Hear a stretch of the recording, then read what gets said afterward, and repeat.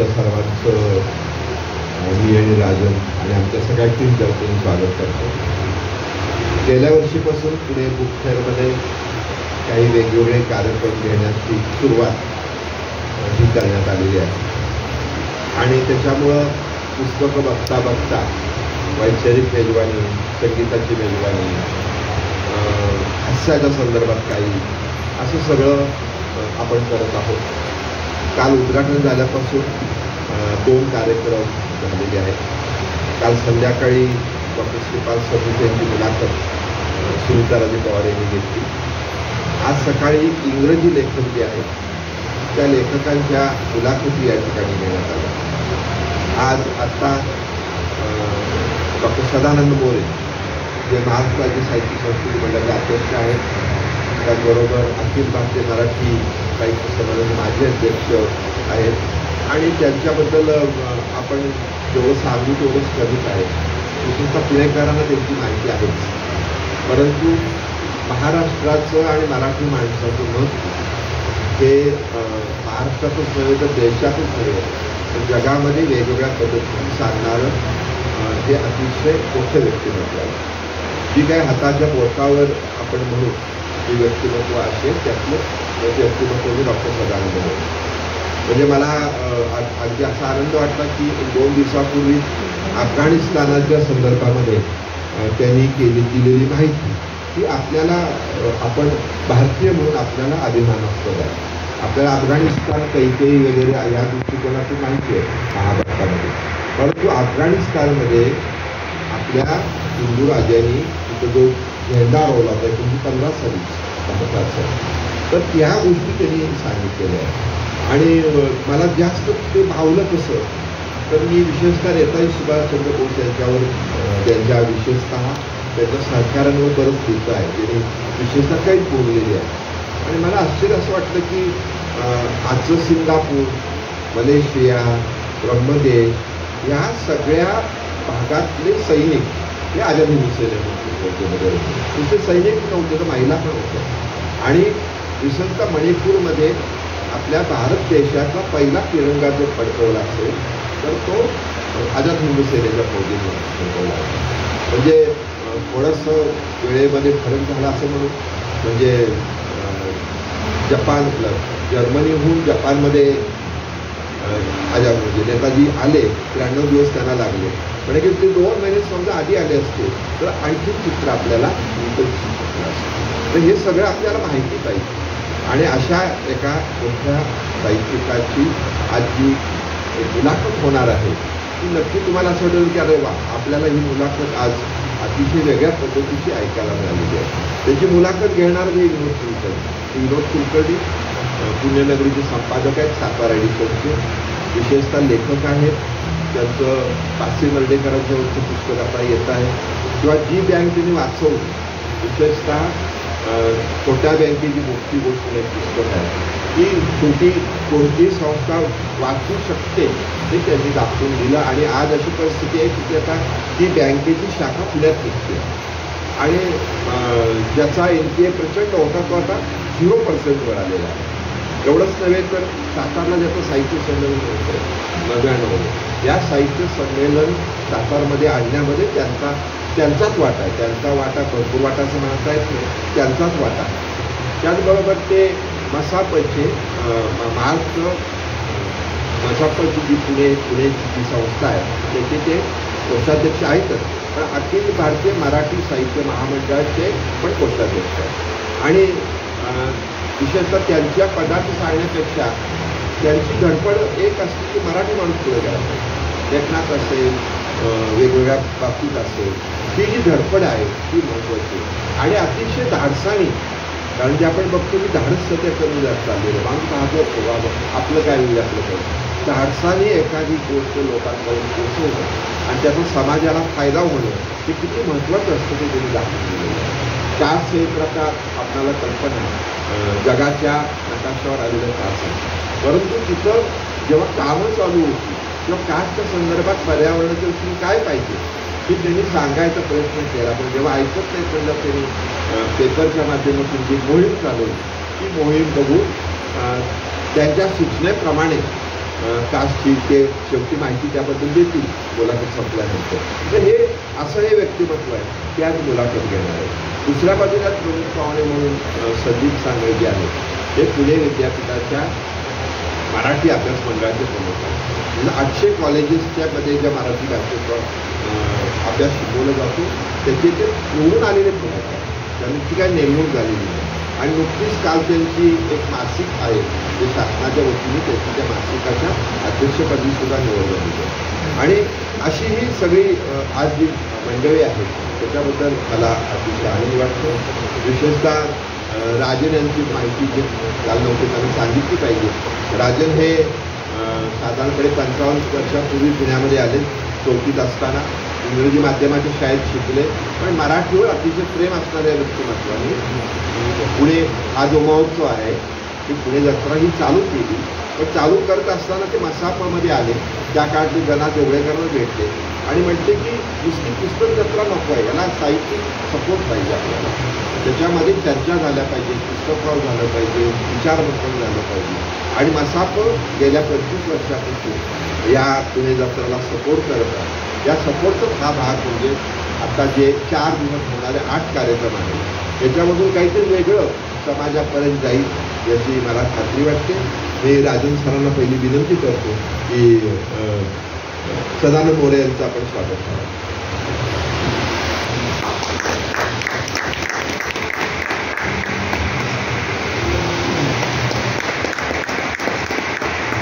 त्यातून राजनाला विनंती करतो की संदीप सांगळे यांचं स्वागत करा.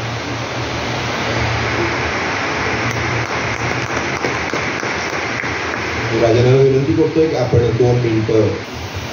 एकतर महाराष्ट्र साहित्य परिषद आणि पुणे बुक फेअरतर्फे आपण सर्वांचे पुन्हा स्वागत. सरांनी सगळ्यांचं ओळख करून दिलं. मोरेसाहेब ह्याच प्रदर्शनाला, पुस्तक प्रदर्शनाला चीफ गेस्ट म्हणून येऊन आमचा गौरव वाढवला होता. आणि ह्या वर्षी त्यांचा एक मुलाखत घेतलेली त्यांचा आम्ही दोन्ही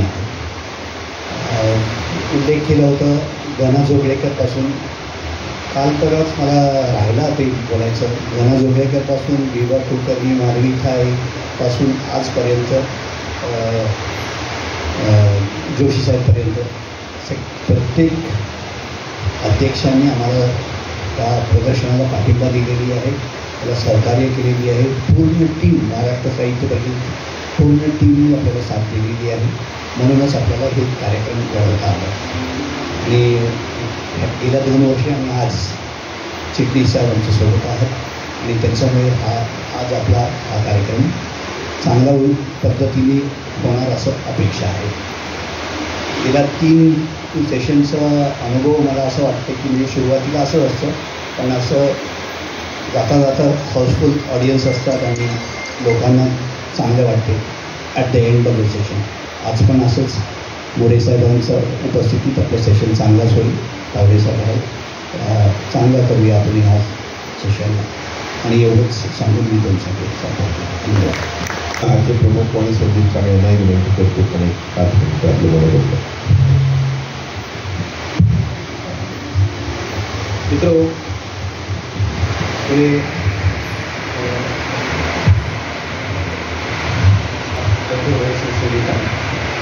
व्यासपीठावर उपस्थित असलेले हे सर्वांचे मार्गदर्शक आणि संबंध महाराष्ट्र ज्या आशेने आणि उत्सुकपणे त्यांच्याकडे विचारवंत म्हणून पाहतो, मार्गदर्शनाचे बंधू म्हणून पाहतो, असे महाराष्ट्र राज्याच्या साहित्य संस्कृती मंडळाचे विद्यमान अध्यक्ष आमचे मार्गदर्शक आदरणीय संत साहित्याचे गाडे अभ्यासक आदरणीय राजे सदानंद मोरे सर, अखिल भारतीय मराठी साहित्य महामंडळाचे कोषाध्यक्ष, या सर्व महाराष्ट्र साहित्य परिषदेचे कोषाध्यक्ष आणि सातारा येथे होणाऱ्या नियोजित 99व्या अखिल भारतीय मराठी साहित्य संमेलनाचे खऱ्या अर्थाने सर्व असं म्हटलं तरी चालेल.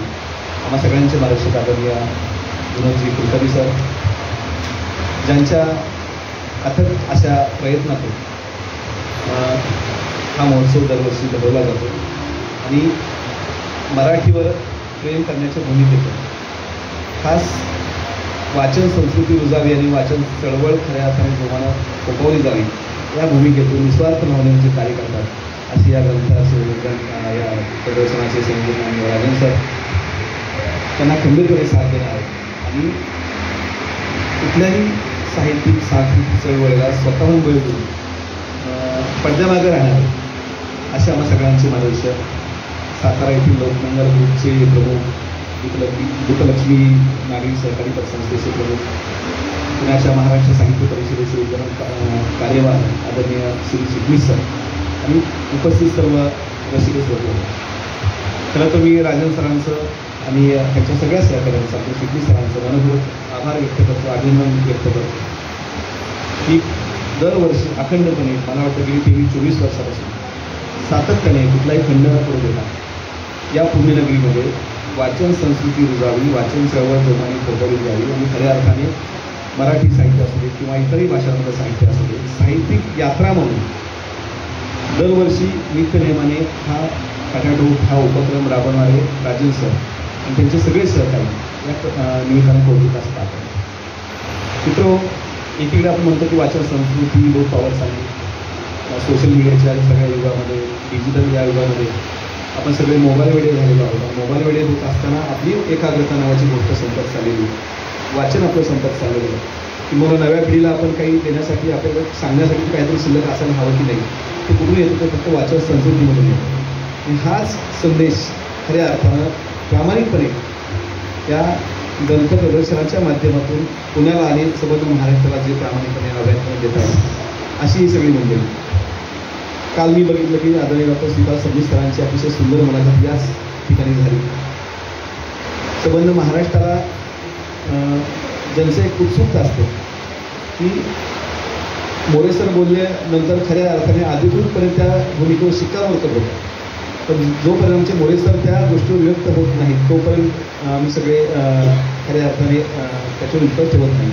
पण कुठल्याही भूमिकेवर मग ती सामाजिक असू दे, ती सांस्कृतिक असू दे, ती वारकरी संप्रदायाशी संबंधित असू दे, ती संत साहित्य विषयक असू दे किंवा एखादी वैचारिक चळवळ असू दे, या सगळ्या भूमिकेमध्ये आदरणीय सदानंद मोरे सर जेव्हा व्यक्त होतात तेव्हा निश्चितपणे संबंध महाराष्ट्र डोळे झाकून त्यांच्यावर विश्वास ठेवतो. असं जे नाव कमवणं ज्याला आपण म्हणतो असा जो एक खऱ्या अर्थाने ज्ञानाचा दबदबा म्हणून त्यांच्याकडे आम्ही पाहतो असं आमच्या मोरे सरांचं व्यक्तिमत्व. म्हणून त्या मुलाखतीच्या माध्यमातून आमचे विनोद कुलकर्णी सर अतिशय सुंदर पद्धतीनं आज हा एक छान असा खजिना आपल्याला या निमित्तानं देणार आहे. पुढचा 1 तास ते 1.5 तास निश्चितपणे आपण सगळे मंत्रमुग्ध होऊन जाणार आहोत, कारण सरांच्या कामाची पद्धत, सरांच्याकडे असलेलं ज्ञान, आतापर्यंत संबंध चालता बोलता ज्ञानकोश म्हणून संबंध महाराष्ट्र ज्यांच्याकडे पाहतो असे मोरे सर आणि मोरे सरांच्या वाणीतून व्यक्त होणारे विचार ऐकण्यासाठी आपण सगळे या ठिकाणी आहोत. आमचे कुलकर्णी सर निश्चितपणे त्यांना बोलतं करण्याची खात्री आम्हाला सगळ्यांना आहेच आहे. म्हणून अधिक वेळ न घेता आमच्या सावित्रीबाई फुले पुणे विभागाच्या मराठी अभ्यास मंडळाच्या वतीने निश्चितपणे या ग्रंथ प्रदर्शनामध्ये या मुलाखतीसाठी आणि एकूणच या सगळ्या आपल्या रसिक श्रोत्यांसाठी मी म्हणतो शुभेच्छा या ठिकाणी देतो आणि धन्यवाद.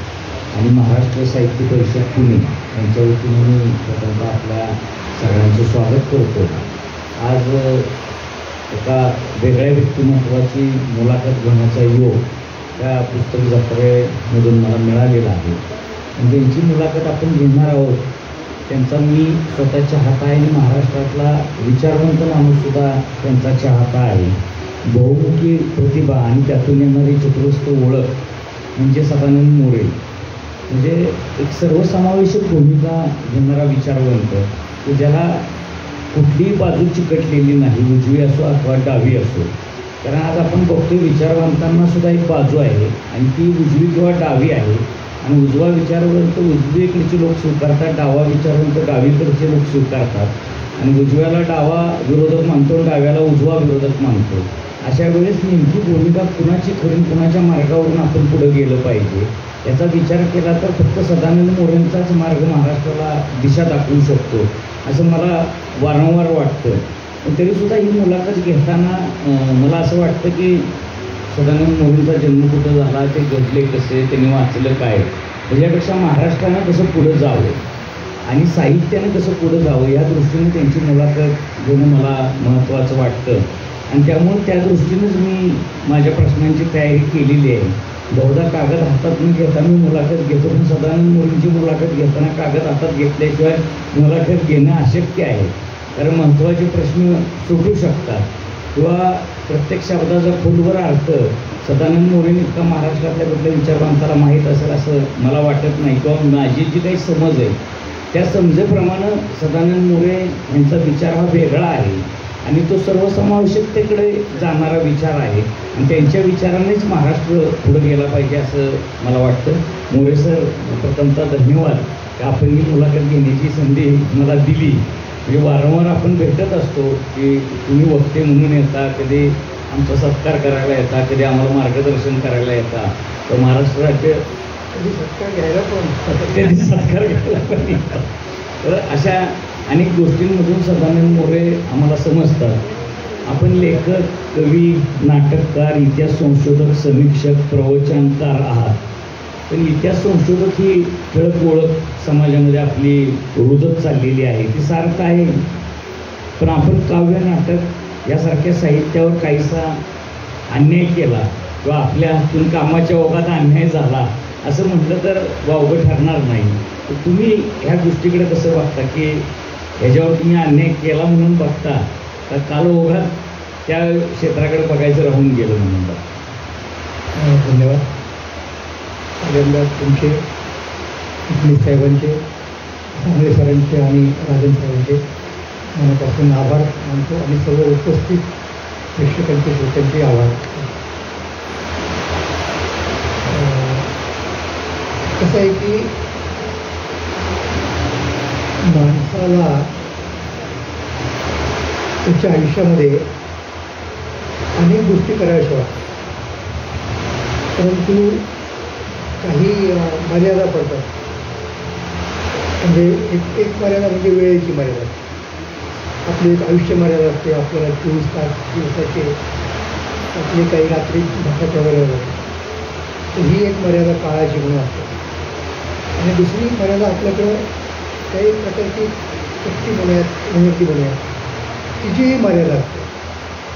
त्यामुळं अनेक गोष्टी जरी एखाद्याला कराव्याशा वाटल्या किंवा त्या करण्याची क्षमता त्याच्यामध्ये असली तरी प्रत्यक्षात तुम्हाला कशाला तरी प्राधान्य द्यावं लागतं आणि ते प्राधान्य केवळ आपल्या रुचीप्रमाणे ठरत नाही. मला ही गोष्ट आवडते म्हणून मी ती प्राधान्याने करावी हा एक पर्याय आहे. पण पुस्तक वेळेला आपण असंही बघतो की अरे मला ही आवडती गोष्ट तरी आहे, परंतु आज मी तिला समाजाला याच्यापेक्षा या गोष्टीची गरज असते असं आपल्या लक्षात येतं. त्यामुळे मग तेव्हा आपण आपली आवड बाजूला ठेवून आपल्याला कधीकधी त्या दुसऱ्या आवडीमध्ये जावं लागतं. पण तुम्हाला एक गंमत म्हणून सांगतो म्हणजे की माझे वडील हे फार मोठे अभ्यासक होते, पण ते थोडे ज्याला आपण इंट्रोवर्ट म्हणतो, म्हणजे अख्खं सतत चिंतनामध्ये, पुस्तक वाचनामध्ये घडलेले असायचे. कुणी काही विचारायचं त्याच्याशी पूर्णपणे मनापासून संवाद करायचा होता. पण आपल्याला जे माहिती आहे ते आपण लिहून काढावं, त्याच्यावरती व्याख्यान द्यावं, लोकांना सांगावं स्वतःहून, अशा याच्यात स्वतःहून नाही कधी पडलं. त्यामुळे त्यांचा आणि माझा खटका जो उडायचा जाणीव चांगला असायची. पण त्यातला एक खटका तुम्हाला सांगतो. मी त्यांना असं म्हणायचं की हे तुम्हाला सगळं माहिती आहे, तुम्ही सांगत नाही म्हणून माझ्यावरती वेळ आली हे सगळं सांगायचं. त्यातल्या बऱ्याचशा गोष्टी मी आज ज्या काही करतो त्या गोष्टी माझ्यावरून करू शकल्या असतात. त्याच्यामुळे म्हणलं मला माझ्या स्वतःच्या आवडी ज्या असतात त्या बाजूला हे आवडत नाही अशातला भाग नाही. लक्षात घ्या, मी जे करतो ते आवडलीच नाही असं नाही की ते आवडत नाही म्हणून. पण कधी कधी होतं असं की आपल्याला कधी गोष्ट करायची असते. आणि तुम्हाला कोणतीच गोष्टी सांगतो की आता उदाहरणार्थ एखादी लेखवाला असतो, म्हणजे आपल्या परिस्थितीचा सुद्धा कसा परिणाम होतो या मर्यादांच्यावरती एक मत सांगतो. आता मी आत्तापर्यंत माझं बरंचसं लिखाण लेखमालांच्या स्वरूपात झालेलं आणि नंतर त्याची मोठमोठी पुस्तकं झाली आणि ती पुस्तकं वाचताना कोणाला असं वाटलं नाही की अरे काही स्थळ आहे किंवा काय, तो जागा असतोच असतो सरळ पण आहे. आत्तासुद्धा माझी 2 पुस्तकं अशी लेखमालांच्या स्वरूपातली जी त्याच्यामध्ये आहे. पण मुद्दा तो नाही. लेखमालाचं कसं माहिती का की एकदा तुम्ही सुरू केलं की नाही की तुमची कमिटमेंट राहते आणि मग तुम्ही सरकार कसं ऊस घालतो आपण आणि त्याला पूर्ण हे केल्याशिवाय तो बाहेर येत नाही, तसं तुम्हाला मग थांबता येत नाही. जसं म्हणजे आपल्यालाही वैयक्तिक कमीपणा होईल ना. आपण कमिट केलेलं आहे आपण, आणि संपादकांनाही अडचण येईल म्हणून तुम्ही ती सुरुवात केली की तुम्ही त्या अखेरपर्यंत द्यावं. तसं कादंबरीचं तसं नाटकाचं तर नाहीच होत. त्यामुळं मी माझ्या काही कादंबऱ्या, माझी काही नाटकं अशी लिहून पडलेली होती. एक अंक झाला. आता हे जर कुणी काढलं असतं असं या पद्धतीने की लेखमाळ्याच्या स्वरूपात नाटक पण तसंच प्रकाशित करायचं. कादंबऱ्या कधी कधी होतात काय असं नाही. तर माझ्याकडनं अधिक नाटकं लिहून झाली असती, माझ्याकडनं कादंबरीसुद्धा लिहून झाली असते असं मला वाटतं. त्यामुळे अनेक गोष्टी आहेत. म्हणजे मी तुम्हाला सांगतो, आत्ता गेल्या वर्षी एक फार मोठा चांगला सिनेमा निघाला जगभर गाजला, तो म्हणजे ओपेनहायमर. त्यांनी अनुभवांचा तयार केला पाहिला, म्हणजे त्या मॅनहॅटन प्रोजेक्टचा तो सगळ्यात मुख्य ज्याला म्हणतो आपण तो होता. तर मला जेव्हा त्याचा म्हणजे मला समजलं ओपेनहायमरबद्दल किती वर्षांपूर्वी गोष्ट केली, तर मी त्याच्यावरती एक नाटक लिहायला घेतलं मराठीमध्ये. झाला त्याचा माझा एक अंक वगैरे लिहून पुढे थांबलो. कारण नाटकाचं कसं होतं बरं की आपण जरी नाटक लिहिलं तरी तो कोण करणार ना. मग नाही कुणी केलं तर नाटक काही फक्त वाचत नाहीत लोक, जर केलं तरच त्याचं एक महत्त्व असतं. त्यामुळं मग मी असं विचार करायला की अरे कोण करणार नाटक आहे, मग झालं तुमचं आपण बाजूला ते बाजूला पडलं ते पडलं असं ते होतं. पण एरवी या सगळ्या गोष्टी मला सारख्याच आवडणाऱ्या आहेत. त्याच्यामध्ये आपण कमी जास्त करू शकत नाही. हा काही एक व्यावहारिक मुद्दा असतो. थोडं म्हणेन गद्य लेखनाचा खराटच कादंबरीतच लागतो असं आपण अनेक वेळा बोललेलं आहात. परत सांगा. गद्य लेखकाचा खराटच कादंबरीतच लागतो असं आपण अनेक वेळा विधान सुद्धा केलेलं आहे. पण आजचे लेखक पूर्णपणे त्याला उतर टाकतात, त्यांचा कस लागतो का? तुम्हाला अशी कादंबरी पूर्वी ज्या पद्धतीच्या कादंबऱ्या यायच्या तशा आजच्या लेखकांच्या तेवढ्या येताना दिसत नाही. नेमकं कुठं काय कमी होतं? एक गोष्ट आपण लक्षात ठेवली पाहिजे की या दोन फॉर्म्सची आपण कशी तुलना नाही करायला पाहिजे. म्हणजे कादंबरी चांगली की कथा चांगली असं नाही. म्हणजे वाईट कादंबरीपेक्षा चांगली कथा चांगली केव्हाही, आणि वाईट कथेपेक्षा चांगली कादंबरी चांगलीच. त्यामुळं केवळ ह्या दोन फॉर्म आपल्याच्या कशा पद्धतीची तुलना झालेली आहे. काही मंडळींनी कथा लिहिणं म्हणजे काहीतरी कमी फरक आहे असं मानलं. काहींनी कादंबरी म्हणजे उठून भरसार असतं, जी गोष्ट एवढ्या याच्यात सांगता येईल त्यासाठी एवढं होऊन कशाला करायचं. तर तसं म्हणण्यापैकी मी नाही. चांगली कथा ही चांगली, चांगली कादंबरीसुद्धा चांगली. फक्त फरक कसा आहे माहिती का की कथेमध्ये तुम्हाला एखाद्या व्यक्तीला न्याय जास्त देता येतो, त्याला निरपेक्षपणे बघता येते काही प्रमाणात. कादंबरीचं कसं आहे, कादंबरीचं एक असं पट असतो. त्यामुळे कादंबरीचं कुठलंही पात्र आपण असं बघतो की त्याच्या पटावरती कुठे आहे. म्हणजे बुद्धिबळाचा एक पट असतो की नाही, ते राजाला ठेवलेलं असतं, ते वगैरे असतं, जे उलट असतं. तसं त्या कादंबरीचा एक पट असतो आणि पटावरती ते एक पात्र. मग तुम्ही त्या सगळ्याच पात्रांना पटाच्या पार्श्वभूमीवरती बघता. मग कदाचित शक्य असं असतं की तुम्ही मग एकाला जास्त न्याय देता, एकाला देत नाही. तर कथेचं नसतं. कथेला एकच एक असं सूत्र असतं आणि ते तुम्ही खूप खूप खोलवर जाऊ शकता. म्हणजे खोली जर तुम्हाला गाठायची असेल व्यक्तिमत्वाच्या संदर्भात तर त्यासाठी कथा चांगली. आणि जर तुम्हाला व्यक्तीला तिच्या सगळ्या पार्श्वभूमी सकट पुढे आणायचं असेल आणि इतरांच्या इंटरॅक्शनमध्ये तर मग कादंबरी. आता हे तुमच्यावरती अवलंबून आहे ना, तुम्ही कशाला प्राधान्य देता किंवा काय करता, लोक कशाचा स्वीकार करतात, हे वेगवेगळ्या गोष्टी असं मी म्हणेन. तरी अपेक्षित कादंबरी लेखन मराठीमध्ये होतंय का? इतर भाषांमध्ये जे होतं ते मराठीमध्ये होताना दिसतंय का? किंवा अशा काही कादंबऱ्या तुमच्या वाचनात आल्यात का? किंवा नाही, म्हणजे मी काही सगळं वाचलं असं माझा अजिबात दावा नाही. ते सगळं वाचायला वेळही मिळत नाही. पण मी असं म्हणेन बघा की मराठी भाषेचं जर एकूण स्वरूप पाहिलं आपण आणि मराठी लोकांच्या कर्तृत्वाचं स्वरूप पाहिलं तर जितक्या प्रमाणात ते आलं पाहिजे मराठी विश्व ते दोन्ही आलं नाही. भाषा या पद्धतीने सुद्धा आणि व्यक्ती म्हणून सुद्धा इतकं मराठी कादंबरीला येतं असं मला वाटत नाही. त्यामुळे तिथे आपण मागे बघतो. म्हणजे उदाहरण घ्या ना, आता अलीकडच्या काळामध्ये आला तरी परवा मागच्या वर्षी मला भैरप्पा वाटलं. भैरप्पाने केवढा प्रचंड विश्वाच्या तुमच्याकडे उभं केलं तसं आपल्याला दिसत नाही. म्हणजे त्यामुळं एखाद्या कादंबरीकाराचं तुम्ही मग हे करू शकता की तो आता इथून पुढे काय लिहिणार आहे हे आपल्याला आधी कसं एक आपण जजमेंट करू शकतो. म्हणजे त्याचं ठरून गेलं पॅटर्न आणि पुष्कळ वेळा मग तो सुद्धा त्याच्यातच अडकतोच होता. त्याला वाटतं यांनी यश मिळालं आणि यश म्हणजे आर्थिक वृत्ती किंवा प्रसिद्धी याच्यात म्हणत नाही मी, त्याला हे मी चांगलं दिलं असं मलाच वाटतं ना, तो सुद्धा यशच आहे. त्यामुळं तो त्याच्यात अडकून पडतो त्याच प्रकारच्या याच्यामध्ये. हे अमुकच एका पार्श्ववरती लिहिलं म्हणजे आता अशी एका मी एक कादंबरी लिहिली. त्या कादंबरी जी पार्श्वभूमी कॉलेज आहे, कॉलेजमध्ये प्राचार्य, संस्थाचालक, प्राध्यापक, विद्यार्थी वगैरे आणि ती चांगली चालली. तर मला असं वाटतं काय व्हावं दुसरी सुद्धा कादंबरी आपण अशीच नाही, तर त्याच्यात मी अडकतो मग चौकटीत एखाद्या अडक. हां हां तसं होऊ नये. त्यामुळे मला मराठी लेखकांनी कादंबरीला जेवढं त्यांना शक्य आहे तेवढा न्याय दिला असं नाही वाटतं.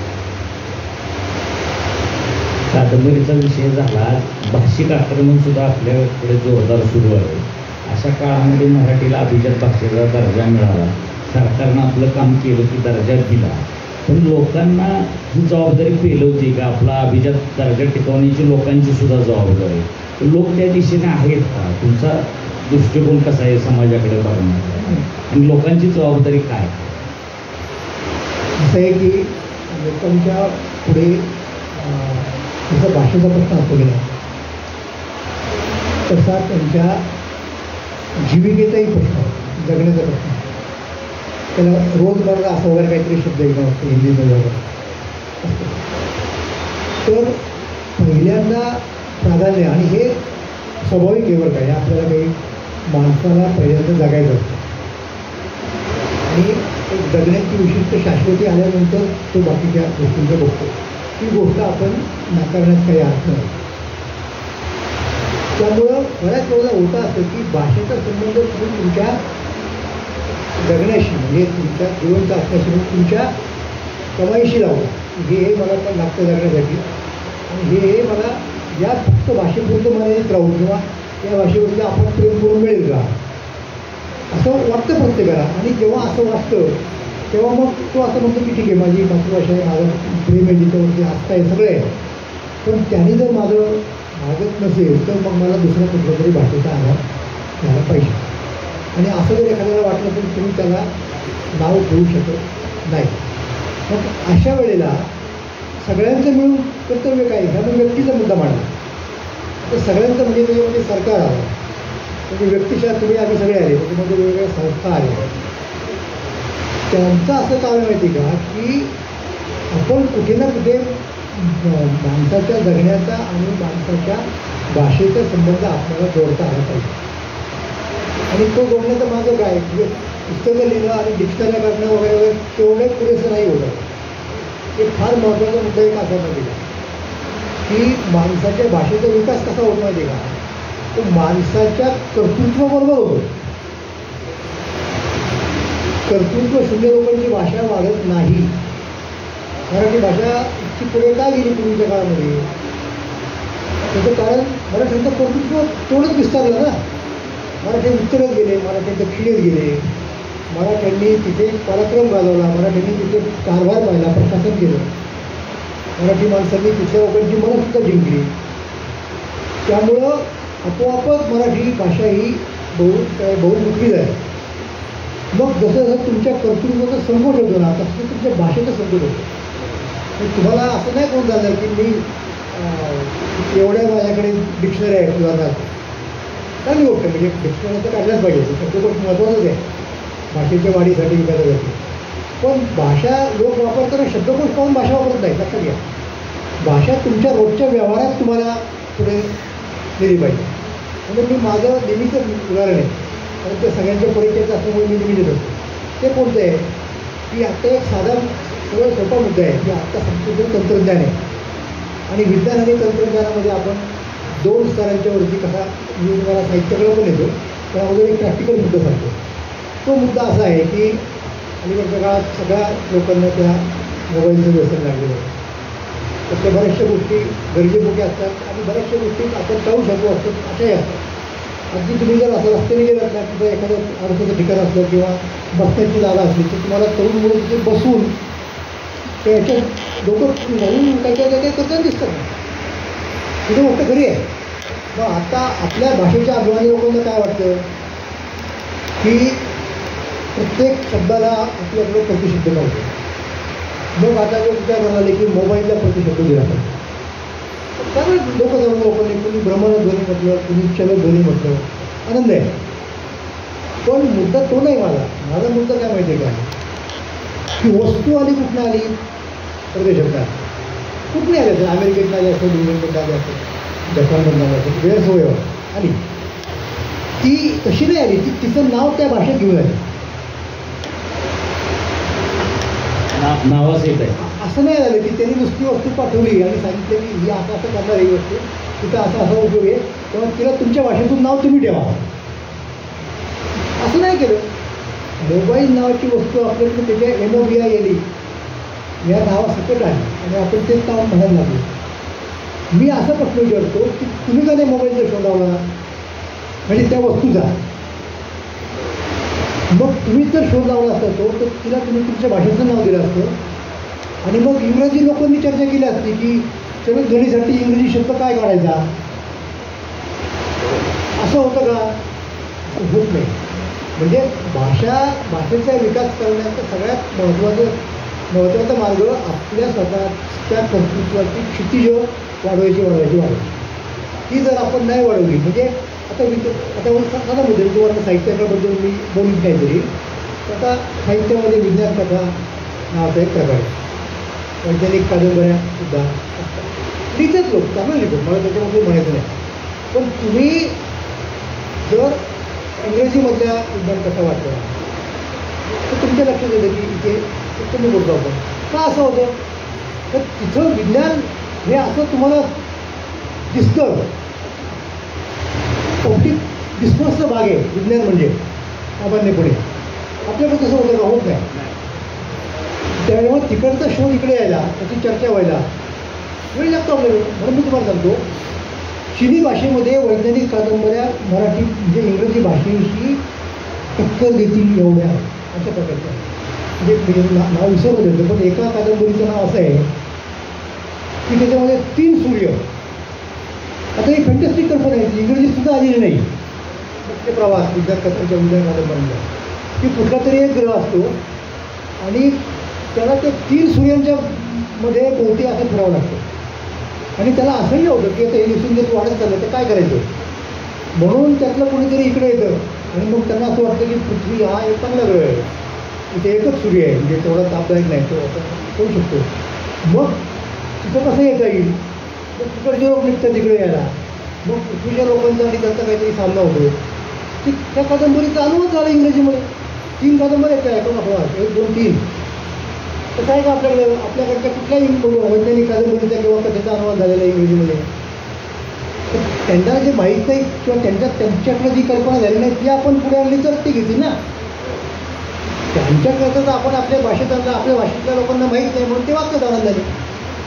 हा त्यातला महत्त्वाचा मुद्दा आहे की तुम्ही तुमच्या कर्तृत्वाचं, म्हणजे जर तुमच्याकडचं विज्ञान वाढलं तर तुमच्याकडच्या वैज्ञानिक साहित्य म्हणजे वैज्ञानिक कथा कादंबऱ्या ती कशी होती असं होत नाही. आता रोजगाराची भाषा ही वेगळी आहे, त्यामुळं मराठी सोडून इतर भाषांकडे आपला भाषिक वर्ग वळाला. पण यासारखं तंत्रज्ञान आलेलं आहे की ज्यामध्ये अनुवाद किंवा भाषांतर हे सोपं झाले. म्हणजे परदेशात गेलं तरी आपण आपल्या भाषेत लिहिलं की त्यांच्या भाषेत अनुवादित होतं किंवा भाषांतरित होतं. तर हळूहळू ज्ञानसुद्धा दुसऱ्या भाषेतून आपल्याकडे येईल आणि याचा उपयोग आपली भाषा टिकवण्यासाठी होऊ शकतो. ते होऊ शकतं का, आपण करणार आहोत का, हा मुद्दा आहे ना.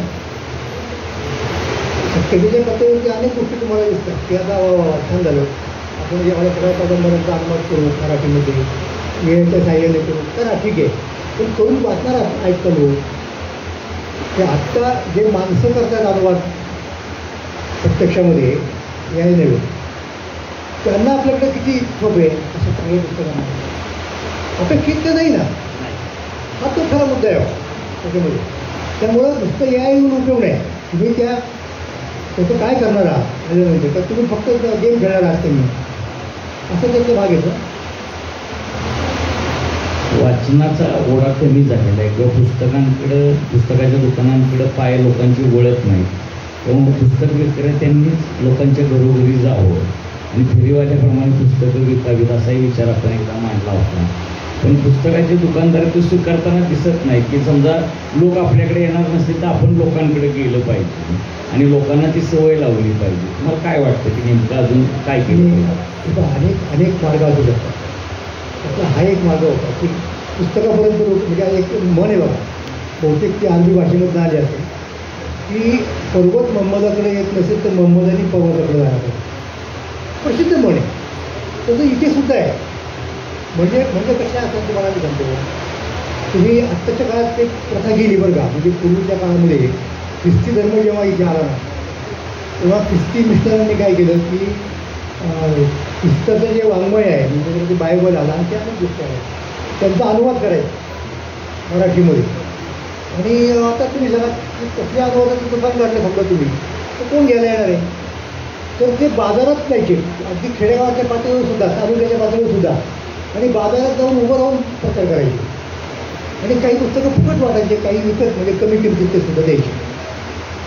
आता असं काय आपण करणार नाही, पण आपण असं का करू नये? उदाहरणार्थ आज सुद्धा आपल्याला काही काही ठिकाणी असं दिसेल की काही केटरर्स असे आहेत की ते पदार्थ तयार करतात आणि विशिष्ट वारी, विशिष्ट दिवशी, विशिष्ट वेळेला एखाद्या चौकात ती गाडी लावतात.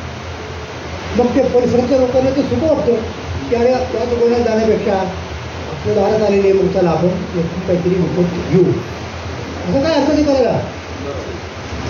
याच्यात गैर काय म्हणजे आता याच्यात लाज वाटण्याचं काय नवीन प्रयोग की कुशाल एक आपली गाडी असावी आणि जाऊ आज कुठे गेलं तर आज मुलांना पुढच्या हवल्यावर गेलो येतील लोक बघतील अरे ऐकवायचं आहे का ऐकत आपल्या गाडीसारखं मुलांच्यासारखं काय आहे का जातील नाही काही पुस्तकं तशी काही हरकत नाही. म्हणजे फिरतं त्याला म्हणतो फिरत्या वाचनाची कल्पना असतात गाडी.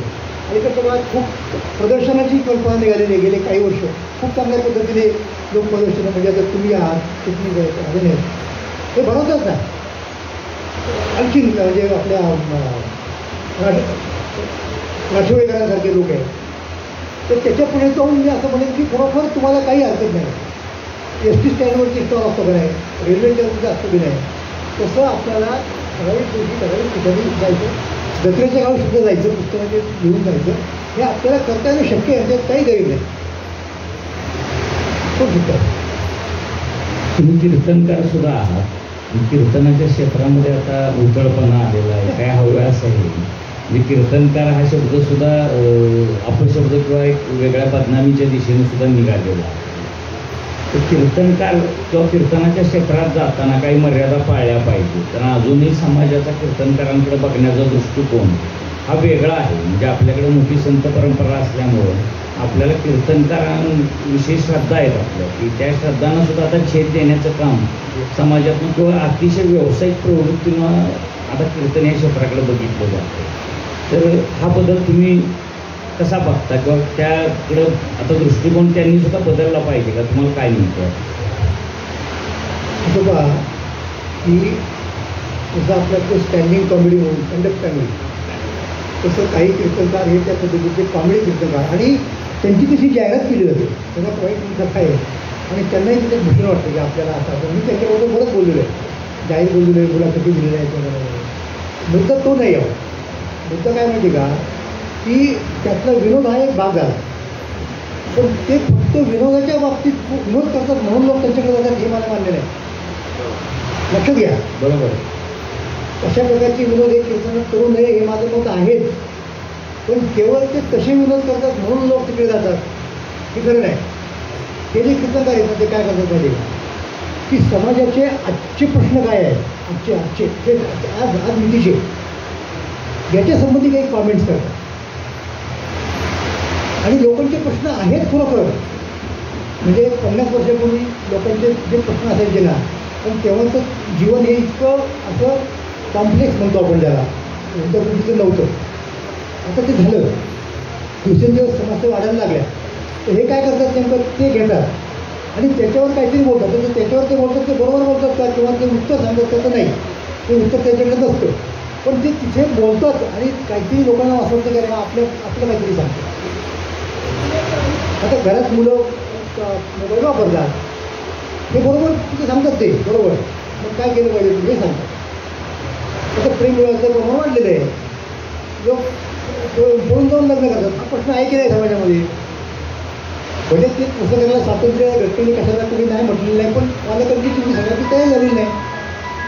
त्यामुळं त्यांना वाटतं की बाबा हे बरोबर नाही होणार. आता त्याच्याबद्दल हे काहीतरी बोलतात, सासू सुनाची भांडणं असतात त्याच्याबद्दल काहीतरी बोलतात. तर लोकांना वाटतं की रे आपले प्रश्न कीर्तनामध्ये येतात आणि त्याला एक विरोधाची, त्यामुळे तो अभंग राहतो बाजूला. ते फक्त भिंतीपुरता असतो, आपण भिंती ठेवतो आणि भिंतीला एक वस्त्र, ज्या भिंतीला प्राण असतो तिला शर्ट दाखवतो त्याला टिपूला, तसं होतं ते. लक्ष घ्या. त्यामुळं आपण आत्ताचे जे कीर्तनकार आहेत ना त्यांनी इकडेही लक्ष दिलं पाहिजे की आपल्याला सुद्धा समाजाच्या आजच्या प्रश्नांपासून अलिप्त राहता कामा नये. आपण आपल्या चौकटीत त्या प्रश्नासंबंधी आपल्याकडनं काही एक मार्गदर्शन झालं पाहिजे. लोक तुमच्याकडे फक्त सामाजिक फक्त कर्मार्थिक याच्यासाठी समजायचं काही कारण नाही. लोकांना असंही वाटतं की आपल्या दैनंदिन याच्यामध्ये सुद्धा यांचं काहीतरी मार्गदर्शन व्हावं, नाही त्याच्यातला एक मुद्दा आहे आणि ते होत नाही. ते बरेचशा पारंपरिक याच्यामध्ये गुंतलेले असतात असं मला वाटतं. म्हणून त्यांनाही विचार करायला पाहिजे की आपण काहीतरी लोकांचं आपल्या समोर चुकतो का कुठेतरी. आपण असे काही गोष्टी सांगतो की ज्यात लोकांना खाता आत्ता इंटरेस्ट झाले नाही. आणि 50 वर्षापूर्वी जेव्हा इतका संघर्ष नव्हता करण्याचा तो वाढलेला आहे. त्यामुळे लोकांची तुमच्याकडनं ही अपेक्षा आहे की आजच्या वेळेला आम्हाला तुम्ही काहीतरी सांगितलं पाहिजे. बरं तुम्ही परमासाठी चौकटीत सांगा ना, असं काय नाही की तुम्ही ते सगळं चौकटीत जवळून जावा अजिबात. तर हे तुम्हाला करता आलं पाहिजे. म्हणजे अगदी उदाहरण सांगतो तुम्हाला, ज्ञानेश्वर महाराजांच्या काळामध्ये भारूड होतं का? नव्हतं. लक्षात घ्या. एकनाथ महाराजांनी आणलं. ते का आणलं? तर एकनाथ महाराजांनी त्यांच्या काळातले प्रश्न भारूडातनं मांडले. ते प्रश्न ज्ञानेश्वर महाराजांच्या काळात नव्हते. लक्षात घ्या. हे धार्मिक पाडणं ही नव्हती ज्ञानेश्वरांच्या काळात. ती इथे आली मग त्याच्याबद्दल काहीतरी करायला पाहिजे आपल्याला. त्यांनी त्यासाठी घ्या तशा पद्धतीचं इनोव्हेटिव्ह ज्याला म्हणतो आपण की जे चौकटीच्या बाहेर नाही असणार आहे, चौकटीत त्याला समाविष्ट करून घेता येईल असं आपल्याला म्हणजे कीर्तकांना करता आलं पाहिजे असं मला. आता साहित्य उदंड झालेलं आहे पण अभिव्यक्तीचा सुद्धा संकोच होताना दिसतो. ज्या इतक्या समाजाच्या भावना बोचड झालेल्या आहे की एखाद्याला व्यक्त व्हायचं म्हटलं तर हे अवघड झालेलं आहे. म्हणजे कोण कुठल्या अंगाने त्याच्याकडे बघेल व कोण कुठल्या दृष्टिकोनातून बघेल आणि त्याची अभिव्यक्ती मान्यसुद्धा होईल का नाही याविषयी संशयता. बरं का, हे तुमचं म्हणणं अनुभवाला येतं आपल्याला. तर तुम्हाला काय म्हणायचं माहिती का, हे असं का होतं म्हणजे ते व्हायचं कारण असं आहे की हे बघा अभिव्यक्ती स्वातंत्र्य सगळ्यांसाठी प्रत्येकाला वाटतं आपण अभिव्यक्त व्हा. पण मी असं थोडंसं विरोध करणार नाही. प्रत्येकाने लिहावं, वाचावं, बोलावं आपल्या पद्धतीने. पण ह्या माध्यमामुळे काय झालं आहे अलीकडच्या काळात त्याचा महापूर आला. त्यामुळे लोकांना कळत नाही याचं नेमकं कोणतं घ्यायचं ते. त्यामुळं चांगल्या गोष्टींचं सुद्धा त्यांचं दुर्लक्ष होतं. मला तुम्ही सांगा की एक गोष्ट मी घेतली मला त्यावर टाकून दिली, दुसरी मायावरी टाकून दिली, तिसरी मायावरी टाकून दिली, चौथी कदाचित चांगली असेल पण त्याच पद्धतीने मी मेकॅनिकली टाकून देतो. म्हणजे मी एक उदाहरण तुम्हाला सांगतो की एका माणसाला असं वाटलं की आपल्याला परीस घ्यायचा कळायला पाहिजे.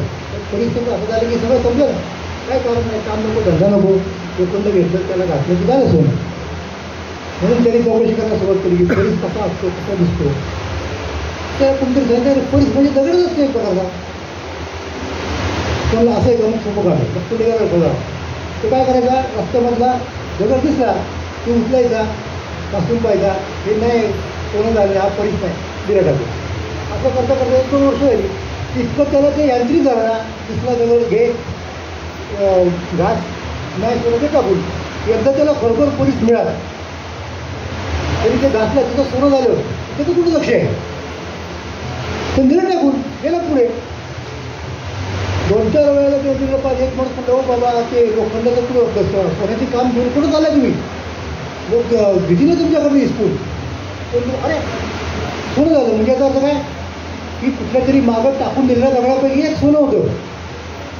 असा जेव्हा सुळसुळाट होतो ना त्या अति अभिव्यक्तीचा हा एक परिणाम आहे.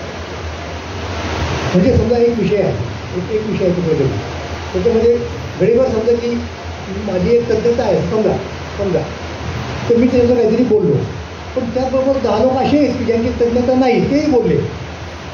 आता एवढं कोणाला वेळ आहे की की आकारांना पाहायचं आणि मग तर तुलना करायची आणि त्याच्यात पाहायचं आणि मग त्यांना वाटणार एखाद्याला की ते मोरांची जरा बरं दिसतं मग ते घेऊ आपण कधी नाही कोणी वाजायचं 10 दिन टाकलं. हा मुद्दा आहे. त्याच्यामुळं मला असं वाटतं की अभिव्यक्त होण्याने सुद्धा जरा थोडासा विचार करायला पाहिजे की अरे खरोखर आपण जे म्हणू ते आहे का लोकांच्यापर्यंत पोहोचवण्याचं. आपल्या पैसे आहे ठीक आहे ना, प्रत्येकासाठी चांगलं असू दे. किंवा असंही मला असं वाटतं की लोकांनी थोडं मागे वळून अंतर्मुख होऊन सुद्धा नाहीतर मग लेखक आणि याच्यात काही फरक झालाच नसतं. हे तर कुठेतरी मान्य करायलाच पाहिजे आपल्याला. आज कुठलाही पक्ष घेतला तर राजकारण एकदम खालच्या स्तराला चाललेलं आहे. तर पूर्वी राजकीय भाषा सुद्धा अतिशय सुसंस्कृत होती. आता ती इतक्या खालच्या स्तराला चाललेली आहे की राजकारण्यांकडनं काय आदर्श घ्यावा अशी समाजात परिस्थिती राहिलेली नाही. आणि ते गंभीर बाब झालेली आहे की इतक्या खालच्या पातळीवर सगळं चाललेलं आहे. म्हणजे आयुष्यातून उठवावं इथपर्यंत राजकारणामध्ये घटना घडतात. तर तुम्हाला असं वाटतं का की माझी राजकारणाची संधी गेली ते एक अर्थानं बरं झालं, कारण ह्या गलिच्छ राजकारणात मी कुठे टिकलोच नसतो किंवा मला त्यातून असं उद्विग्न होऊन बाहेर पडावं लागलं असतं, असं कधी वाटतं का तुम्हाला? नाही, म्हणजे मी एकेकाळी राजकारणामध्ये होतो वगैरे त्याचं तुम्ही सांगत नाही. मी बाहेर आलो याच्याबद्दल मला त्याचं दुःख होत नाही, होतं बरं वाटतं. पण त्याचं कारण हे नव्हे, हे कारण त्याचं कारण असं माहिती का, मी आत्ता विचार करतो की मी राजकारणाच्या बाहेर जाऊन जे काही लिहिलं ते मी जर ते लिहिलं असतं तर दुसरं कोणी लिहिलं असतं का, तर मला म्हणावं लागतं की नाही ते मी जे लिहिलं ते मीच लिहिलं. कारण दुसऱ्या कोणाचं तसं लेखन आहे मी कोणाचं म्हणजे माझं एक वेगळा मला काहीतरी वेगळं म्हणायचं आहे, असं नाही म्हणतो मी कोणाचा आक्षेप करत नाही, ते नसतं मला जमलं, ते नसतं लिहित आलं. पण मी राजकारणात नाही आलो तर मग नुकसान झालं नाही, कारण माझी जागा घ्यायला खूप लोक आहेत. ते रंगत लागली असते ना, ती स्पर्धा असते, तिथं कोणी स्पर्धा केली असते. त्यामुळं झालं ते बरं झालं. आता मी जे काही केलं ना ते तुम्हाला एक गमत सांगतो, सांगायला पाहिजे तुम्हाला, तर वाटत नाही की आमचे तुम्ही बंधू राहतो समोर ते एकदा काहीतरी खासदार वगैरे झाले की आमदार झाले म्हणजे, आणि त्याच दरम्यान मला तुकाराम दर्शन नावाचा एक ग्रंथ लिहिला, त्या साहित्य अकॅडमीचा आवड मिळाला. तर साहजिकपणे लोक रामाकडे गेले की आम्हाला फक्त सत्कार करायचा, म्हणजे कशासाठी करायचा, तुम्ही असं निवडून आला तिकडे गेला तर चांगली गोष्ट आहे. म्हणजे पण तुम्ही साधारणतः सत्कार करणार असता म्हणजे माझा, तर लोकांच्या लक्षात येईल असं काय करून मला ते रामभाऊ बोलून गेले. म्हणजे अरे माझी खासदारकी आमदारकी मंत्रीपद माझे 10 वर्ष 15 वर्ष यांनी जे काम करून ठेवलं ते कायम टिकणार आहे, तुम्ही त्याचाही सत्कार करा ना. मग झाला तो म्हणजे मुद्दा वेगळा, म्हणजे त्यांनी शिष्यवृत्ती केली, सत्कार नको थोडा कमीपणा घेतला, पण त्यांनी शिक्षण मंत्री असताना खूप चांगलं काम केलं, सगळ्यांना माहिती आहे. माझा मुद्दा तो नाही. लक्षात घ्या की इथं हे क्षेत्र असं आहे की इथे तुम्ही करता कदाचित त्याची फळं तुम्हाला तुमच्या आयुष्यात देखील मिळणार नाही, हे शक्य आहे. जरी तुम्हाला खाते असेल की तुमचं इतक्या करायचं, पण नाही लोकांच्या पर्यंत पोहोचत नाही, पोहोचलं तरी पण बाजूला त्याच्यामध्ये अनेक व्यक्ती असतात, पण ते टिकणार असतं. हे लक्षात हा एक महत्त्वाचा भाग आहे. तसं तिथे तुमची जागा घ्यायला अनेक लोक लढत नाही. राजकारणातला जो सुसंस्कृतपणा हरवत चालला तर तो कसा पुन्हा जागेवर आणता येईल, महाराष्ट्र कसा जागेवर आणता येईल, ही फार अवघड गोष्ट आहे. तुम्हाला एक गोष्ट म्हणतो की पूर्वीच्या काळी खूप जुनी गोष्ट आहे, 2000 वर्षापूर्वीची गोष्ट आहे. ग्रीस देशामध्ये म्हणजे ग्रीकांच्यामध्ये नगर राज्य होते आणि नगर राज्यापुरती लोकशाही असायची बघा. त्याच्या छोटी छोटी होती, अथेन्स, स्पार्टा वगैरे वगैरे, आणि निवडणूक व्हायची आणि लोक निवडून जायचे. आणि निवडून गेल्यानंतर जे त्यांचं पार्लमेंट असायचं, त्याला पार्लमेंट म्हणा, सिनेट म्हणा, काय म्हणायचं ते म्हणा, आणि तिथे चर्चा व्हायची.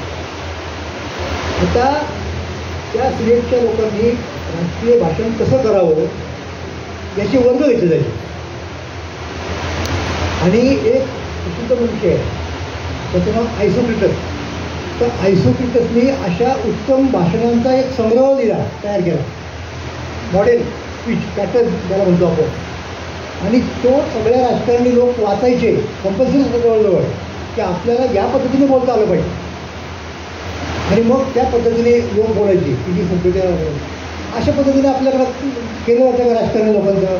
नाही का? काही संस्था वगैरे घेतला कुणी की बघा ही यशवंतराव चव्हाणांची हे एवढे व्याख्यानं आहे, ओके, ती तुम्ही वाचा आणि करा प्रयत्न तुम्हाला जमेल तेवढं. किंवा ही आणखीन दुसऱ्या कोणाची आहे, ही अटल बिहारींची भाषणं आहे, हे यांचं आहे, हे त्यांचं आहे, की याच्यामध्ये कुठेही असभ्यपणा असणार नाही वगैरे वगैरे वगैरे. ही अशी संस्कृतीच आहे ना आपल्याकडे. म्हणजे पूर्वी वेगवेगळे पक्ष येणार शिबिरे घ्यायचे पाहिजे. काँग्रेस पक्ष महाबळेश्वरला शिबिर घ्यायचा, त्याकडे त्यांनी लोक बोलवायचे. म्हणजे फक्त राजकारणाचे नाही, राजकारणाचे बाहेरचे लोक बोलवायचे, त्यांचं मार्गदर्शन घ्यायचे. पण दाखवा गेले काही वर्षांमध्ये शिबिर संस्कृती सगळ्या पक्षांनी मागत घेतली. म्हणजे लोक जबाबदार आहेत, पक्षही जबाबदार आहेत.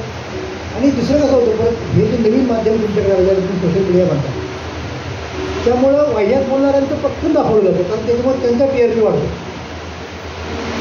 तुम्ही फक्त वर्तमानपत्र असायची, वर्तमानपत्र जागा कमी असायची, मग ते फक्त महत्त्वाच्या नेत्याचं महत्त्वाचं वाक्य छापायचं. आता तुम्ही गद्देवातला काही बोलतो आणि ते जर क्षोभक असेल तर सगळीकडे असतं, लोक त्याच्याकडे घेऊन येतात. तर त्यांचाही धंदा तयार असतो ना. हे सगळं परस्पर पुढे घेऊन नेते असतील, कीर्तनकार असतील, पक्ष असतील, कुणी असतील, ते सगळे आपल्याला खाली देण्यामध्ये आधार लावतात आहे आपल्या संस्कृती. असं म्हणतात. आज पसायदानानं आपल्याला वैश्विक धर्म शिकवला, तो वैश्विक धर्म सांगितला. पण आज महाराष्ट्र सुद्धा धर्माधर्मात पूर्वी वाटला जात होता, आता जातीजातीत सुद्धा वाटला जातो, महापुरुष सुद्धा वाटून घेतले जातात. आणि मग अशा परिस्थितीत महाराष्ट्र नेमका कुणीकडे निघाला असा प्रश्न प्रत्येकाच्या मनात उभा राहतो. आणि मग ह्या महाराष्ट्राचं काय होणार? कारण पूर्वी महाराष्ट्र हा देशाला जगाला दिशा देणारा होता. म्हणजे लोकमान्य टिळकांपासून तुम्ही सगळा इतिहास मांडलेला आहे की पहिले राष्ट्रीय पुढारी म्हणून लोकमान्य टिळकांचा उल्लेख होतो. आणि महाराष्ट्रात आज प्रांताप्रांतात जिल्ह्यात वाटलेले पुढारी, जातीजातीत वाटलेले पुढारी, अशी महाराष्ट्राची परिस्थिती झाली आहे. तरी हा महाराष्ट्र आता पुढं कसा घेऊन जायचा किंवा ती दिशा आता देण्याची जबाबदारी तुमच्यासारख्या लोकांवर आहे. एवढा आमच्यासारख्या लोकांमध्ये असं म्हणू नका, सगळ्यांची जबाबदारी आहे. पण तुम्ही त्याचे प्रातिनिधिक आहात, नका. जेवढे प्रयत्न आम्हाला शक्य आहे ते आम्ही करत असतो. काय नेमकं आता केलं काय करत नाही. आता एक असं नाही का की लोकांचे जे प्रश्न आहे, प्रश्नच नसते तर भांडणं झाली नसती, प्रश्न आहे ते प्रश्न सोडवतो असं म्हणणारे लोक पुढे येतात.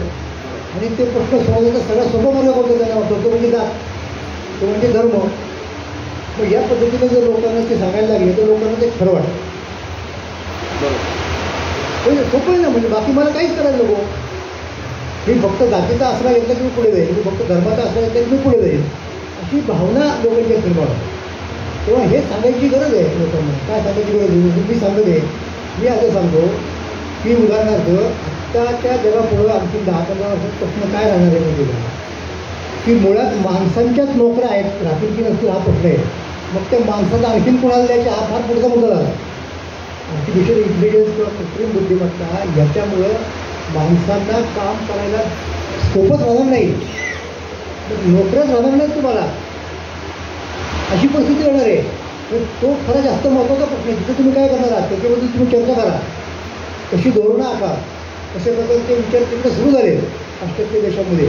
हे लांब कशाला, तो स्पिलबर्ग नावाचा मोठा निर्माता होता की नाही, तेवढं ते सगळीकडे घातलं त्याचं सिनेमा तो बघा.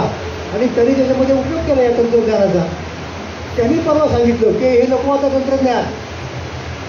बघा ही वस्तुस्थिती लोकांना कळायला लागलं की जोपर्यंत ते एका मर्यादेत आहे तोपर्यंत त्याचे आकर्षण आहे. आता तुमच्याकडे इतकी हत्यार आलेली आहेत की लहानपणा सुद्धा म्हणून मी एक तयार करतो फिल्म कृत्रिम बुद्धिमत्तेचं काय आणि ते करू शकेल ना. तर हे जे आहे ना लक्षात घ्या की मुख्य प्रश्न मुख्य संकट आणखी येतील. आत्ता आपण याच्यावरती कॉन्सन्ट्रेट करतो आणि ज्याच्यामुळे एकमेकांचे काय म्हणतात त्या गळे लावायचा प्रयत्न करतो अलंकारी करताना, त्याच्यापेक्षा गहन प्रश्न, त्याच्यापेक्षा भेडवणारे प्रश्न, त्याच्यापेक्षा अवघड प्रश्न आपल्या दारात ठाकलेले आहेत. आपण दार उघडून बघत नाही ते, आपण दारात घरातल्या घरात करतोच मारामाऱ्या. तर तिकडे आपण लक्ष दिलं पाहिजे. तर प्रॅक्टिकल प्रश्नांच्याकडं जर आपण लक्ष पाहिजे तर प्रॅक्टिकल प्रश्न सुद्धा केवळ तत्त्वज्ञान वगैरे सांगून उपयोग नाही. म्हणजे आता तुम्हाला म्हणजे सांगतो परंतु त्या टीव्हीतल्या बातम्या कशानंतर का कुठल्याही की अमुक बांधव आणि तमुक बांधव यांच्यात संघर्ष आहे. ते जातीचा उल्लेख करताना बांधव म्हणतात, म्हणजे लक्षात का म्हणतो मी घेतलं कुठल्या जातीचं नाव, पण एक्स बांधवांनी वाय बांधवांच्या सर्ववरती हल्ला केला. आणि कसं काय असं असू शकतं? बांधव म्हटल्यानंतर एक्स बांधव आणि वाय बांधव यांचं एकमेकांशी नातं नाही का? ते एकमेकांचे नाहीत का बांधव? इतके आपण शब्दसुद्धा आपले भूमित करून टाकले की बांधवाला काय असंच आहे, जातीचं नाव घ्यायचं नाही म्हणून आपण म्हणतो की एक्स जात नाही म्हणायचं, एक्स बांधव ही आपली तांत्रिक पण आहे. त्यामुळे ते मिक्स पाहिजे समजून डायनामिक्स काय आहे वगैरे वगैरे. आणि दुसरा मुद्दा कुठे तुम्हाला का की सगळ्यात महत्त्वाची गोष्ट तुम्हाला सांगतो, इंटरेस्टिंग गोष्ट आहे. एक कथा आहे बघा की एकाचं दुकान होतं, कपडे धुवायचं, इस्त्री करायचं वगैरे. आणि ते काय करायचं, मग नदीला रोज जावं लागायचं त्या घाटावरती धुवायला कपडे. मग तो त्या गाढवावरती सगळे कपडे लागायचा, घेऊन जायचं कपडे. आणि मग परत ते धुतलेले कपडे घरी आणून वाळवायला घालायचं. तर झालं असं माहिती का की जाताना फारसं भार नसायचं, पण येताना त्याच्यात पाणी असायचं त्या कपड्यात, वेळी पिळले तरी सुद्धा. म्हणून त्या गाढवाला त्रास व्हायचा. ते एकदा चुकून एक छोटा नाला होता, त्याच्यात पूर आले, त्याला पाणी होतं, ते पाय घसायला ते पडलं आणि ते सगळं विस्कळीत झाले, कपडे इकडे तिकडे पडले वगैरे. मग मला म्हणलं की थांब आपण गाडी आणू आणि हे घेऊन जाऊ. त्याला मजा वाटली, अरे भारी काम झालं म्हणलं. आणि मग ते दरवेळेला तो आला ना आला की ते घसरायचं आणि ते कपडे घरी खाली पडायचे. मग तो बैलगाडी आणायचं. ते शॉर्टकट वाटलं ना त्याला. तसं जातीच्या आधारे राजकारण करता येते याचा साक्षात्कार अलीकडच्या लोकांना झाला.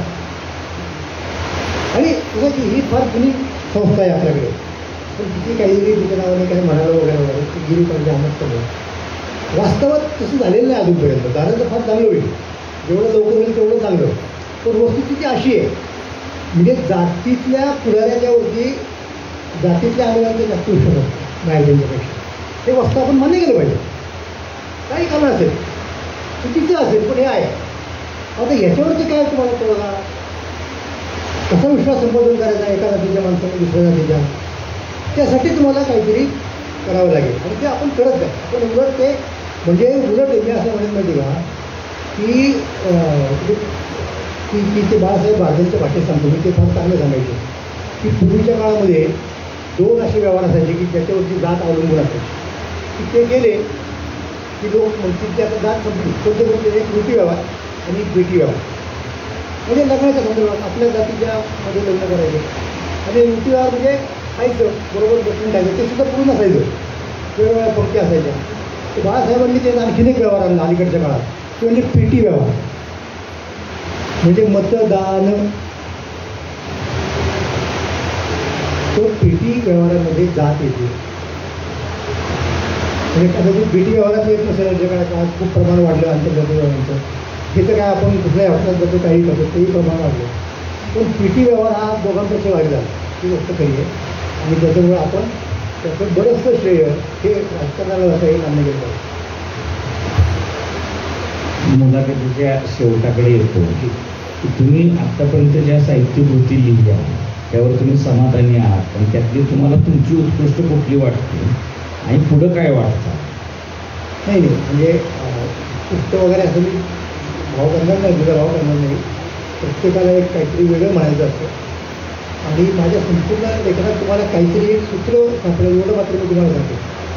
आणि आहेत ना, म्हणजे आता सध्या या घटकेला आणखी पुढे काय मला माहीत नाही, पण आत्ता माझी साप्ताहिक सकाळमधनं विश्वाचे अर्ज नावाची एक लेखमाला सुरू. त्यातले काही लेख पहिला खंड आता पुढच्या महिन्यामध्ये प्रकाशित होईल. त्याच्यामध्ये मी जग आज जे तुम्हाला दिसतंय त्याची जडणघडण कशी झाली, म्हणजे त्याच्यातली ऐतिहासिकता काय आहे आणि त्यातनं पुढे काय होऊ शकतं आणि काय व्हायला हवं आहे खरं तर, असा तो मुद्दा आहे. आणि त्याच्या अनुषंगाने मी गेले 3-1 वर्ष लिहितो. त्याचा पहिला खंड येईल. आणि दुसरं गेले काही वर्ष 2 वर्ष पूर्ण झाली मी माझं स्वतःचं एक यूट्यूब चॅनल करायचं महाराष्ट्रबंधचं. महाराष्ट्रासंबंधित विचार मांडत असतो त्यांना ते येतो. तर त्याचेही काही पहिला भाग म्हणून प्रत्यक्ष प्रिंट म्हणून छापून येतं. त्यामुळे हे माझं चालू द्या. आणि जोपर्यंत हे संपत नाही तोपर्यंत मी आणखी कशाला पुढे विचारतो. हेच बरं बऱ्यापैकी पुरणार आहे असं मला वाटतं. बोलणारे पण कधी कधी असं वाटत असतं की अमुक एक गोष्ट लिहिली पाहिजे की आपल्या मनातही असते. तर अशी कुठली गोष्ट मनात आहे का आणि राहून गेली किंवा नाही पण करायची कधीतरी? मग मी लिहायला घेतलेली परंतु लिहून न झालेली असं माझ्या काही कृती आहे तर पूर्ण करायची. तुम्ही कवितांवर काय केलंय? कविता माझं पहिलं पुस्तक जे छापवलेलं ते काय करतो कवितामध्ये 3 कविता संदर्भ प्रकाशित झाला. नंतर त्यातनं एक यानंतर एक संदर्भ आपल्या दादा संभाजीनगरच्या दादा वडील प्रकाशित केला. आणि आता मी गेले काही वर्ष उर्दूमध्ये कविता करतो त्याचाही एक संदर्भ प्रकाशित झाला आणि ते माझं चालू आहे. आपण आज सदानंद मोरेंशी वेगळ्या विषयावर गप्पा मारल्या. मुलाखत म्हणले की सदानंद मोरेंचं आयुष्य घडलं कुठं, शिकले काय, प्रवास कसा झाला, अशा प्रकारचे प्रश्न असतात किंवा रसिकांना सुद्धा तशा प्रकारचे प्रश्न अपेक्षित असतात. सदानंद मोरे विचारवंत असल्यामुळं त्यांच्या विचारातून महाराष्ट्राला काय मिळेल या दृष्टीनं आपण प्रश्न विचारले. सदानंद मोरेंनी सुद्धा अपेक्षित अशी उत्तरं त्याला आपल्याला दिली. सदानंद मोरेंसारख्या विचारवंतांमुळं महाराष्ट्र पुढं जाईल. जसं लावणीमुळं महाराष्ट्र बिघडला नाही, कीर्तनामुळे सुधारला नाही किंवा कुठलाही समाज सुधारत नाही आणि बिघडत नाही असं आपण मानत असतो, पण त्याला दिशा देण्याची गरज असते. आणि अशा मुलाखतींमधून महाराष्ट्राला किंवा मराठी माणसाला निश्चित दिशा मिळेल असं मला वाटतं. मोरे सरांचे मी आभार मानतो. श्री चिटणीस, राजन सर, संदीप सांगळे सर हेही या निमित्तानं उपस्थित राहिले, त्यांचेही मी आभार मानतो. आणि हा मुलाखतीचा कार्यक्रम संपला असं जाहीर करतो. मी आपण सर्वांचे आभार मानतो. आपल्याला बघायला मिळेल. दुसरं एक लोकमंडळचं एक चॅनल आहे त्याच्यावर पण आपल्याला बघायला मिळेल. आणि बरेच महत्त्वाचे मुद्दे आपल्याकडं या मुलाखतीतून आलेले आहेत. आणि सगळ्यात महत्त्वाचा मुद्दा जो सदानंद मोरेंनी मांडलेला आहे, रोटी व्यवहार, बेटी व्यवहार आणि पेटी व्यवहार. हा पेटी व्यवहारात कधी आपल्यालाच आता सावध राहावं लागणार आहे. मतदार जोपर्यंत सावध होत नाही तोपर्यंत बदल हा अपेक्षित नाही. हे त्याच्यामधून महत्त्वाचं त्यांनी सांगितलेलं आहे. आणि हा पेटी व्यवहार मग सगळ्यासाठीच लागेल. म्हणजे उदाहरणार्थ मराठी शाळा बंद पडू नये, तुम्हाला पेटीतनं दाखवा लागेल. जसं काल विश्वास पाटील असं म्हटले की मी जेव्हा शिकत होतो तेव्हा 5-6 विद्यार्थी फक्त होते. त्यावेळेला जर पटसंख्याचा जर विचार करता तर शिक्षण नेमलेच गेले नसते आणि मी पुढे आलोच नसतो.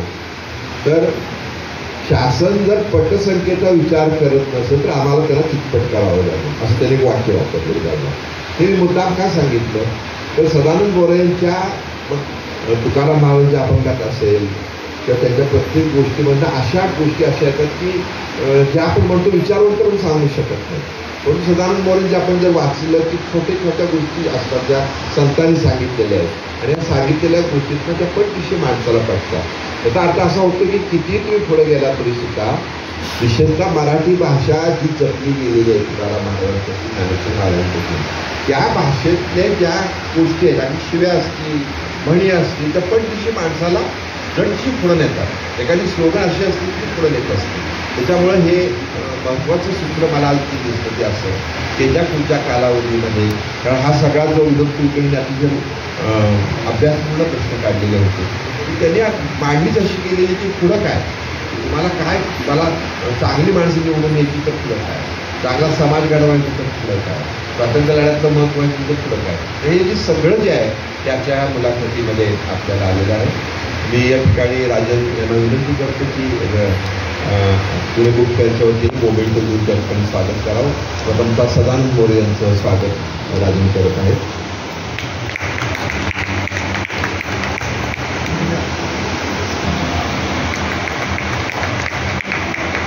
आणि आजचे प्रमुख पाहुणे सर हे फक्त म्हणजे मुलाखत देणारे मुलाखत घेणारे दोन्ही व्यक्तिमत्वाचे की या दोन्ही व्यक्तिमत्वांचा समाजाला अतिशय मोठा फायदा. म्हणजे आज जर आपण बघितलं तर मसापच्या कार्यपद्धतीमध्ये प्रचंड बदल झालेला आहे. अगदी सामान्यातल्या सामान्य माणसाला सुद्धा व्यासपीठ मिळत आहे आणि ते अगदी ग्रामीण भागापर्यंत मिळत आहे. हे विशेषतः विनोद वैशिष्ट्य आहे. त्याचबरोबर सदानंद मोरे सरांनी सुद्धा वेगवेगळ्या पद्धतीतून वेगवेगळ्या मार्गाने आपली मंडळी मंडळी मला म्हणायचं नाही, तर ते साहित्य पुढं आणलेलं आहे. तर ते साहित्य जेव्हा लोकांच्यापर्यंत पोहोचतं तेव्हा त्याचं महत्त्व लक्षात येतं. पुन्हा एकदा मी या निमित्तानं सर्वांचं स्वागत करतो आणि माननीय राजनांना विनंती करतो की आपण आभार मानतो. सर्वांचा पासून आभार. उद्या 1 नोव्हेंबर चालू होते, आज आपण ऑक्टोबर संपतोय आणि उद्याचे सकाळी 11 वाजता अभिजित खेडकर यांचा मुलाखत आहे आणि संध्याकाळी दुपारी अजून 12 आणि हा कार्यक्रमालाही आपण उपस्थित राहावी ही नम्र संध्याकाळी हास्य जत्रेचा कार्यक्रम आणि प्रदर्शन रविवारपर्यंत सकाळी 11 पासून संध्याकाळी 8 वाजेपर्यंत खुले आहे. सर्वांनी आवर्जून भेट द्यावी नम्र विनंती. एखाद्याला काही प्रश्न सर्वांना विचारायचा असेल पत्रकारांना तुम्ही विचारू शकता. मुलाखतीचा भाग होणार नाही, परंतु आपल्याला काही माहिती विषय